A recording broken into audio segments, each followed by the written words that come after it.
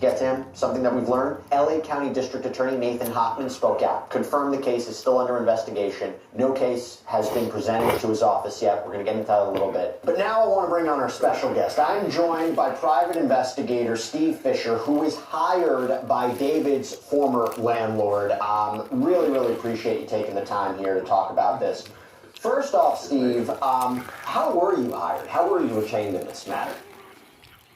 So originally, when the case, when the body was originally found, I had another missing persons case going in LA of a female, and we thought that that could be that individual.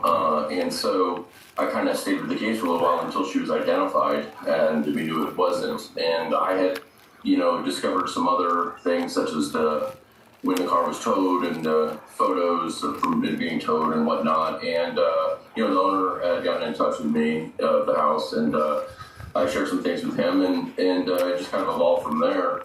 But one thing, I would say is he is the owner of the house. It wasn't David's landlord. Update part 2 on the David case. Shout out, delayed back, DFR. In the house. It was actually Josh Marshall, his manager, who had leased the house. But to be clear, David was living in it, right? Yes, he was definitely staying there. It just was not known to the owner. Right, okay. And by the way, I understand this is, an active investigation. There might be limited what you can share. But what exactly is he looking for in this? What exactly is this property owner, what kind of answers is he looking for? So we're really kind of evolved from was the search warrant was served, I believe, on the 17th or 18th. And it was a forced entry search warrant, meaning that nobody was home at the time.